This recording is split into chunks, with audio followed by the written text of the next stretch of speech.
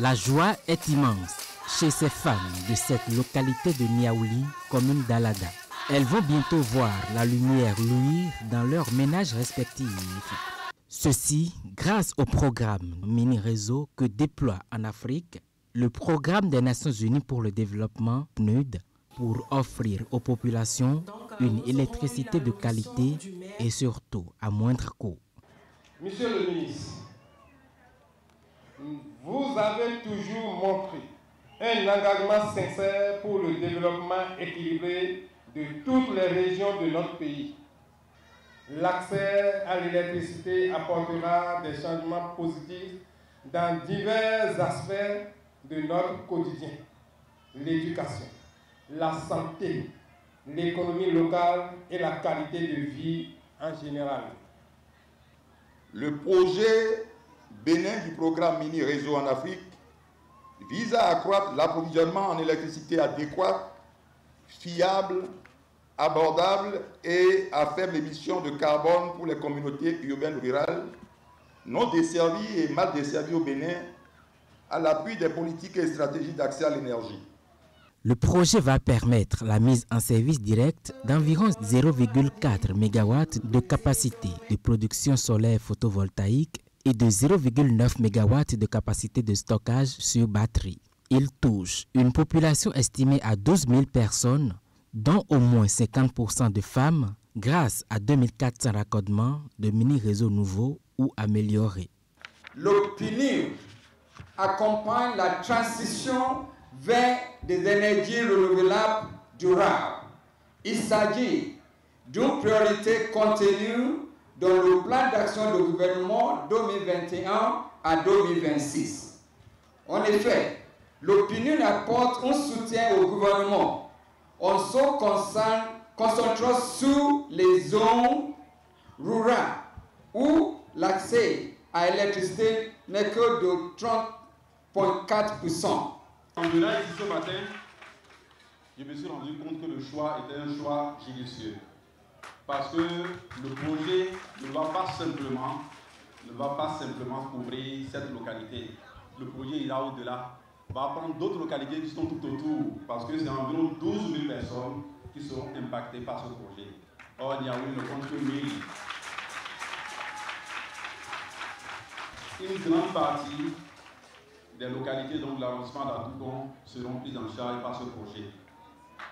Je voudrais donc réitérer ici nos remerciements, les remerciements du gouvernement et de son chef, son excellence M. Patrice Talon, au PNUD, au Fonds mondial pour l'environnement, pour cet accompagnement. Parce que le gouvernement a fait l'accès à l'électrification pour tous à un coût abordable, un des défis de son programme d'action 2021-2026.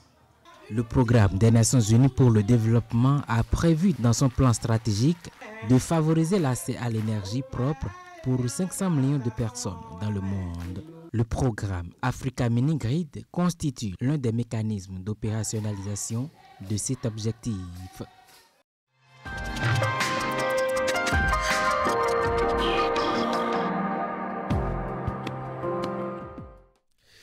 Notre feuilleton de ce mois, cette semaine, porte sur les occupations des apprenants pendant les vacances. Après l'atelier de maraîchage, Hugues Vigningbe et son équipe nous amènent cette fois-ci à la découverte de 2 classes d'apprentissage du projet Culture de quartier. Il s'agit des ateliers de customisation et de chantonnage où les bénéficiaires apprennent respectivement à habiller des objets usagés et à façonner du bois. Un reportage. Nous sommes dans l'atelier de customisation. Ici, des objets usagés sont recyclés et personnalisés. De quoi leur donner une nouvelle vie. Ici, nous sommes dans l'atelier de la customisation.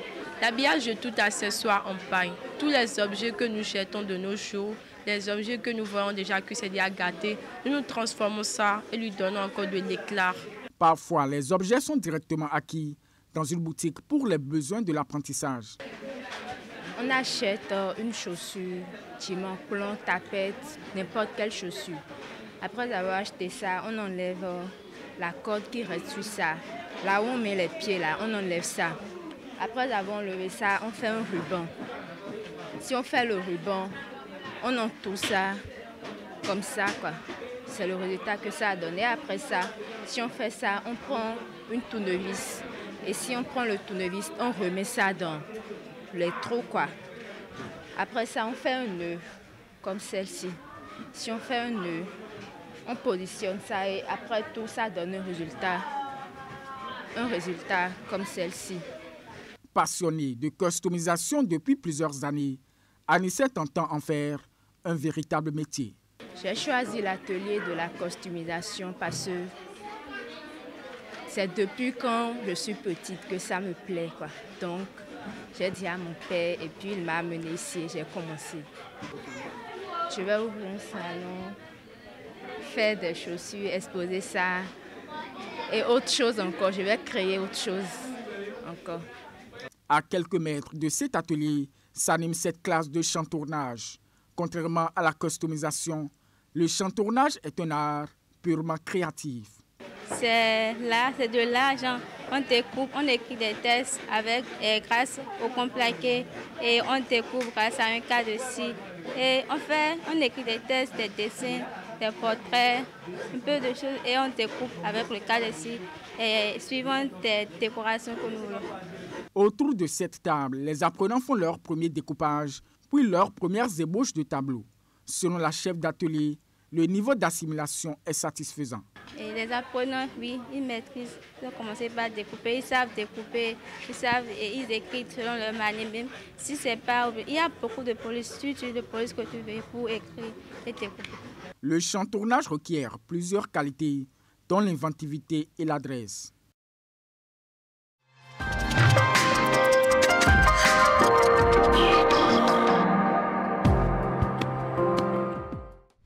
Et bien voilà, demain, vous aurez droit à un autre, bien entendu, apprentissage dans le cadre de cette formation lancée depuis quelques jours par le gouvernement. Le contournement au large de l'échangeur de Godomé est désormais opérationnel. Cette piste cyclable Cotonou-Abomey-Calavi facilite une mobilité rapide des populations pour allier sans contrainte leurs demeures respectives. Une de nos équipes a effectué une descente pour constater la fin des travaux. Reportage Joanita Adjadon et Deron-Pevi. Il y a de cela 2 ans, la piste cyclable ralliant Cotonou à Abomey-Calavi, à hauteur de l'échangeur de Godomé, était dans un état de dégradation avancée. La reconstruction s'imposait pour limiter le périple quotidien des usagers, dont les cris de cœur se sont longtemps élevés. Les pavés, linéairement posés, ont fait place à des bosses en forme de dos d'âne, jamais prévues pendant la construction. Nous sommes dans une zone de bas-fond. Quand il fait chaque fois, la voie se dégrade. Or, c'est une voie qui est rapide d'aller à la maison, parce que ce n'est pas cette voie qu'on prend pour aller à Calavi. Les autorités peuvent nous aider à reprendre la voie, à reprendre cette voie en bonne et due forme. Je vois que ça va nous aider. Cela m'est arrivé ici à cause des dos d'âne. Je me suis cogné contre un autre et nous sommes tous tombés. Un nouvel air souffle sur les riverains et usagers surtout. C'est avec joie et soulagement qu'ils expriment leur bonheur à rouler sur cette route réhabilitée. L'aisance en circulation et la diminution drastique des risques d'accidents sont désormais évidents. Les usagers n'hésitent pas à féliciter le gouvernement pour cette rénovation. Actuellement, nous avons la facilité pour passer. Nous remercions totalement le gouvernement, les autorités pour les œuvres remarquables qui se font dans le pays. Maintenant, là, c'est goudron. Donc, on est très contente. Parce qu'avant, il y avait beaucoup d'accidents avec les gros sauros, de n'importe quoi. Mais aujourd'hui, l'accident, là, c'est diminué un peu. Je suis très contente. Cette voie était impraticable il y a longtemps. Elle nous causait assez de tort. Mais aujourd'hui, nous sommes tous heureux puisque la reconstruction est faite. Les usagers attendent de bénéficier aussi de la reconstruction de plusieurs autres voies demeurées dans un état de dégradation poussé. Dans la suite de cette édition, cérémonie de vernissage au profit des malades de la drépanocytose. C'est une initiative de Lucette Hueto, illustratrice de bande dessinée. Elle a exprimé à travers son art son intérêt pour la lutte contre cette maladie génétique qui affecte des milliers de personnes en Afrique, mais aussi au Bénin en particulier. Esther Tofar pour les détails. C'est une œuvre caritative qui a pour bénéficiaires les malades de la drépanocytose. À travers son savoir-faire, Lucette Hueto entend toucher les cœurs en faveur de ces malades qui souffrent faute de moyens. C'est une lutte déjà personnelle. Cette initiative, j'ai voulu le faire pour pouvoir aider ces personnes-là du côté financier. Donc le reversement, par exemple, sera fait à l'hôpital pour qu'ils puissent acheter de nouveaux kits de prise en charge de ces personnes-là, y compris moi.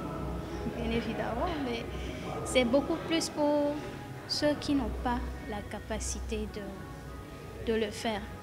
C'est un cadeau du cœur, je vais dire, et aussi pour les encourager à ne pas baisser les bras. Parce que, bien évidemment, il y en a beaucoup qui laissent tomber vis-à-vis des difficultés financières et parfois psychologiques également. Détentrice d'une licence en droit des affaires, la jeune artiste a trouvé son bonheur dans le dessin. Elle bénéficie de l'accompagnement de ses proches et amis, représentants d'associations et médecins, venus nombreux à cette séance de vernissage. Certains sont repartis avec au moins un tableau en guise de soutien à son œuvre caritative.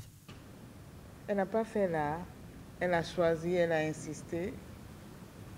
On a fini par accepter. On l'a accompagnée. Quand nous avons vu ces premières réalisations, nous avons dit, là, c'est toi qui avais raison, maintenant nous allons t'accompagner. Et c'est ça qui nous amène ici aujourd'hui. Merci Lucette. Merci de te révéler, merci de révéler tout le reste. Nous avions décidé de soutenir notre sœur parce que nous savons tous les difficultés que traversent des personnes atteintes, je dirais, de la drépanocytose. Avec l'expression de ces sentiments à travers les dessins, ça me fait vraiment chaud au cœur. La première fois que je l'ai entendue, j'ai compris qu'elle avait beaucoup de choses sur le cœur qu'elle ne peut exprimer que comme ça. Et c'est pas vraiment donné de comprendre ça très tôt. Donc pour ça, je vous remercie et j'encourage ma chérie à continuer. Nous ferons l'effort de te soutenir tant qu'on peut. Une séance de démonstration a été offerte aux invités présents à cette cérémonie par l'artiste. Cette poésie épique, cette poésie, ça tire. L'analyse balistique me confirme d'être artiste. Les consultations foraines gratuites au profit des communautés frontalières du Bénin initiées tous les ans par la BGF ont officiellement démarré dans les communes de Natitengu, bien entendu, et de Banikwara. C'est une initiative de l'agence béninoise de gestion intégrée des espaces frontaliers à BGF en collaboration avec la société béninoise de médecine interne Sobemi. Ces consultations ont pour objectif de restaurer la santé des populations. Alassane Harouna Kadri Makoni. Au Bénin, la plupart des communes frontalières manquent très souvent de personnel qualifié et d'équipements nécessaires pour la prise en charge adéquate de certaines pathologies dont la complexité fait appel à des compétences spécifiques. C'est pour renverser cette tendance que l'Agence béninoise de gestion intégrée des espaces frontaliers ABGF organise depuis 2013, en collaboration avec la Société béninoise de médecine interne Sobemi, des consultations médicales gratuites au profit des communautés frontalières. L'objectif étant de restaurer la santé de ces populations longtemps marginalisées. L'Agence béninoise de gestion intégrée des espaces frontaliers, en association avec la Société béninoise de médecine interne, organise cette tournée de consultation médicale foraine vers ces populations pour aller restituer leur santé qui est dégradée. En améliorant les conditions de vie des populations, nous avons instauré, comme les partenaires viennent de le dire, les consultations médicales foraines. Avec tout le contexte d'abandon, de marginalisation, d'inaccessibilité, ces populations que vous voyez viennent de Bokoumbe, viennent de Tukuntuna, viennent d'un peu partout. Et les médecins également sont venus de loin pour aller vers ces populations. En ces temps, en ces moments de menaces terroristes, où les populations ont le sentiment d'abandon, que désormais elles aient le sentiment d'appartenance à la nation. Les présentes consultations foraines, qui sont à la 11e édition, mais la 2e dans le département de l'Atakora, après la commune de Materi, permettront 3 jours durant à ces populations d'être prises en charge gratuitement sur plusieurs pathologies et même bénéficier de produits pharmaceutiques. Cette action permet de renforcer les partenaires entre les acteurs des secteurs publics et privés de santé pour tendre à une pérennisation des dispositifs de médicalisation des zones rurales et ainsi améliorer de façon durable l'accès à des soins de qualité pour les populations des zones enclavées. Donc le sentiment qui se dégage, c'est que vraiment les populations ont besoin de la nation. C'est pourquoi vraiment je suis fier. S'il faut encore recommencer, renouveler cette consultation, il faut le faire. Appellent les premières personnes accueillies et prises en charge systématiquement par les spécialistes, qu'elles expriment déjà leur sentiment de satisfaction. Vraiment, je suis très contente. Au-delà de ces consultations foraines, la BGF, dans sa mission de valoriser les espaces frontaliers au Bénin, a réalisé plusieurs actions de développement et de sécurisation dans les communes frontalières. Tout ceci pour améliorer les conditions de vie de ces populations et développer en elles le sentiment d'appartenir à une nation. 12 août 2024, 12 août bien entendu 2004 et 12 août 2024, cela fait 20 ans aujourd'hui que l'artiste chanteur et compositeur Jonas Pedro est décédé, laissant derrière lui de nombreuses œuvres musicales. L'illustre disparu est l'un des artistes de renommée internationale qui ont marqué l'industrie de la musique béninoise. Il est connu pour sa variété musicale. Que retenir de l'artiste à partir de l'âge de 61 ans? Candide Rourinto nous en dit plus dans ce récit.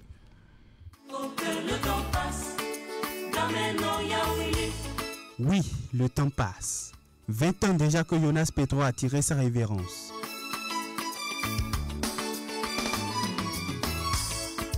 Cotonou, j'ai vu le jour. Chaque année pour moi est une page. Chaque jour pour moi me semble une ligne sur cette page. Jonas Sosou Pia Kouassivi, à l'état civil, l'auteur, compositeur, chanteur-arrangeur originaire de Lokossa, département du Mono, est plus connu sous son nom de scène Jonas Pedro. Il est passé de Via Trepa le jeudi 12 août 2004 au Centre national hospitalier et universitaire Hubert Kutukumaga dans sa 61e année des suites d'un cancer de la prostate. Il est l'un des grands artistes béninois de renommée internationale qui ont marqué l'histoire de la musique béninoise.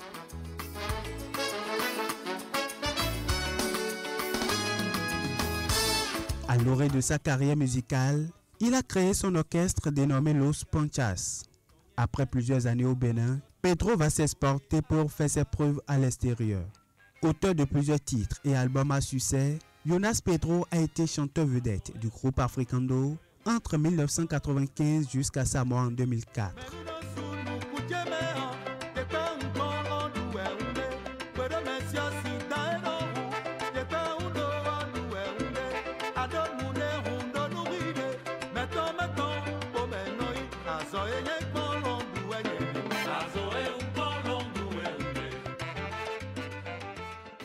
Le morceau intitulé Azoé Nklon est l'un des plus grands titres de l'artiste avec le groupe Africando.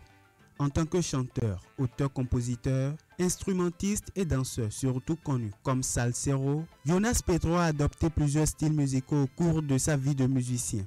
Celui qu'on lui connaît le plus, c'est le style Agbadia moderne qu'il a créé avec une mise à jour du style traditionnel Agbadia de sa région d'origine.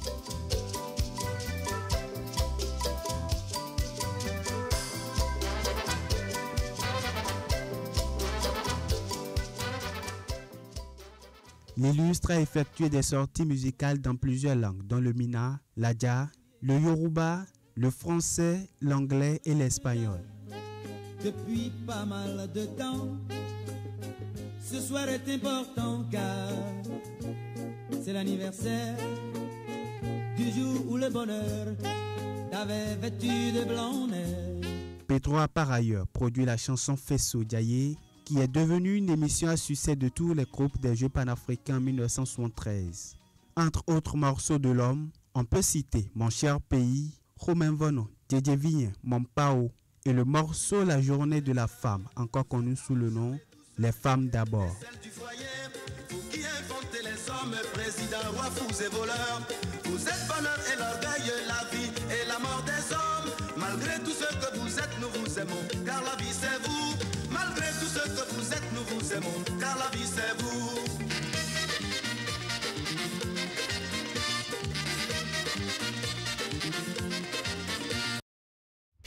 Et bien voilà, un artiste ne meurt jamais, vous l'avez sans doute remarqué. Et pour finir, prévu pour agrémenter la période des vacances pour les jeunes de Cotonou et environ, l'initiative du gouvernement chante et danse avec l'Amazone. Après ces quartiers sur l'esplanade de l'Amazone, des moments de grande ambiance, musique et danse avec un public surexcité. Avec nos équipes, nous avons passé un moment d'après-midi au pied de l'Amazone pour vivre cette ambiance électrique avec le public. Un reportage que vous allez retrouver dans nos prochaines éditions. Mesdames, Messieurs, c'est la fin de ce journal. Merci de l'avoir suivi, de votre fidélité à 16h, votre bulletin d'information 19h30, la grande édition de la soirée. Portez-vous bien et à très vite.